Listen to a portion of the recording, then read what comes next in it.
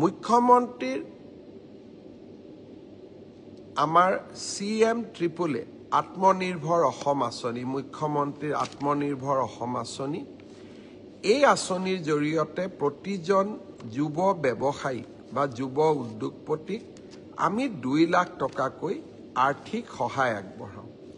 25,000 যুৱকে 1 লাখ টকা লাভ কৰিলে অহা আগষ্ট মাহত আমি তেওঁলোকৰ ব্যৱসায় বা উদ্যোগ চাবলৈ যাম যিসকলে সফলতাৰে ব্যৱসায় কৰিছে সেপ্টেম্বৰ মাহত আমি তেওঁলোকক আৰু 1 লাখ টকা আগবঢ়াম তাৰ লগে লগে অসমত এতিয়া ইন্টাৰভিউ চলি আছে যিসকলে CM ট্ৰিপলেৰ বাবে আবেদন কৰিছে তেওঁলোকে যাতে ইন্টাৰভিউত উপস্থিত হয় 30 মেৰ ভিতৰত আমি ইন্টাৰভিউ সামৰণি মাৰিব খুজিছো যাতে আমি নেক্সট ৭৫,000 যুৱক যুৱতীক 1 লাখকৈ টকা আগবঢ়াব পাৰো আৰু তেওঁলোকে এই টকাৰ সুযোগ বা উচিত ব্যৱহাৰ কৰিলে আৰু 1 লাখ টকা তেওঁলোকক আমি আগবঢ়াব পাৰো বহুতে মোক এইকেইটা দিন সুধি আছে যে ADREৰ অৰেল বিলাক কেতিয়াৰ পৰা আৰম্ভ হ'ব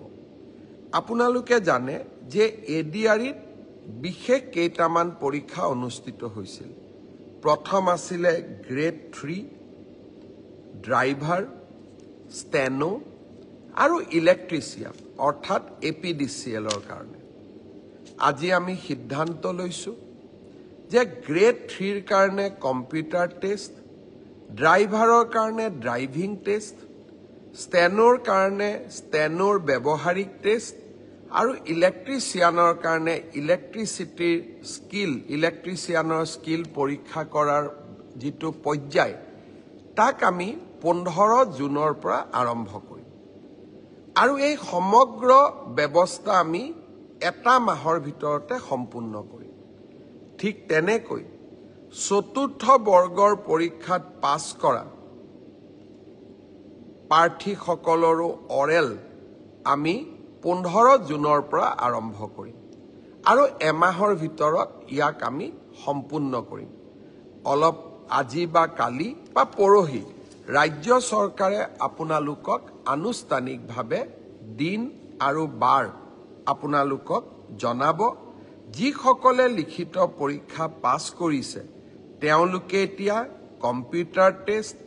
ড্ৰাইভিং টেষ্ট বা স্কিল টেষ্ট বা মৌখিক পৰীক্ষাৰ কাৰণে তেওঁলোকে যেন সাজু হয় 15 জুনৰ পৰা এই প্ৰক্ৰিয়া আমি আৰম্ভ কৰিম মোক আৰু এটা প্ৰশ্ন বহুতে সুধি আছে যে PGT আৰু গ্ৰেজুৱেট টিচাৰৰ পৰীক্ষাৰ ৰিজাল্ট কেতিয়া দিব আমি 5 জুন তাৰিখে প্ৰভিজনেল ৰিজাল্ট এনাউন্স কৰিম 5 জুনত প্ৰভিজনেল লিষ্ট এনাউন্স কৰাৰ পিছত আপোনালোকৰ ডকুমেন্ট ভেৰিফিকেশন হ'ব আৰু যিসকলৰ ডকুমেন্টছ জেনুইন হ'ব